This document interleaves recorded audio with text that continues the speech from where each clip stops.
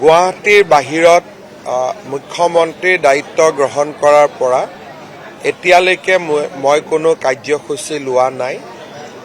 মোৰ মনত আছিলে যে গুৱাহাটীৰ বাহিৰত যেতিয়াই ওলাম প্ৰথমতে বটদ্ৰৱা থানলৈ যাম, গুৰুজনাৰ আশীৰ্বাদ বিচাৰিম আৰু গুৰুজনাৰ আশীৰ্বাদেৰে গুৰুজনাই দেখুৱাই দিয়া পথেৰে অসমখনক আগবঢ়াই লৈ যাবলৈ চেষ্টা কৰিম। আজি মোৰ পৰম সৌভাগ্য হ'ল যে গুৱাহাটীৰ পৰা বটদ্ৰৱা থানলৈ আহি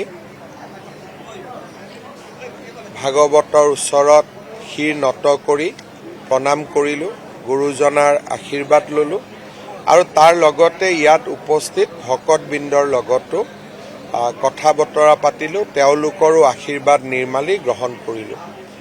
মহাপুৰুষ শ্ৰীমন্ত শংকৰদেৱে এনে এখন অসমৰ কল্পনা কৰিছিল যিখন অসমত সকলো জাতি জনগোষ্ঠীয়ে এক সমন্বয়ৰ মনোভাৱেৰে সমন্বয়ৰ সুন্দৰ পৰম্পৰাৰে জীৱন যাপন কৰিব পাৰে আৰু এখন শান্তিপূৰ্ণ অসম য'ত আধ্যাত্মিকতাৰে পূৰ্ণ হৈ থাকে আৰু য'ত নেকি সকলো মানুহে নিজৰ নিজৰ ক্ষমতা অনুসৰি আগবাঢ়ি যাবলৈ সুবিধা পায়।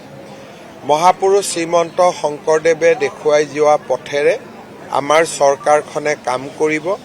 বটদ্ৰৱা থানলৈ আহি গুৰুজনাৰ জন্মভূমিত থিয় হৈ সেই সংকল্প মই আকৌ এবাৰ গ্ৰহণ কৰিলোঁ।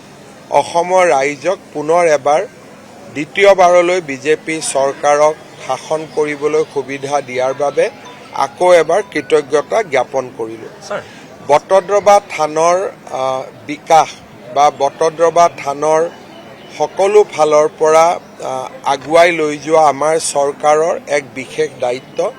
থান পৰিচালনা সমিতিৰ সৈতে আজিও মই কেইবাটাও প্ৰকল্পৰ বিষয়ে আলোচনা কৰিছোঁ। থানখনক আগুৱাই লৈ যোৱাৰ ক্ষেত্ৰত নিশ্চিতভাৱে বটদ্ৰৱা থানৰ উন্নয়ন আৰু বিকাশৰ যি কাম আমি হাতত লৈছিলোঁ সি অনাগত দিনতো অব্যাহত থাকিব।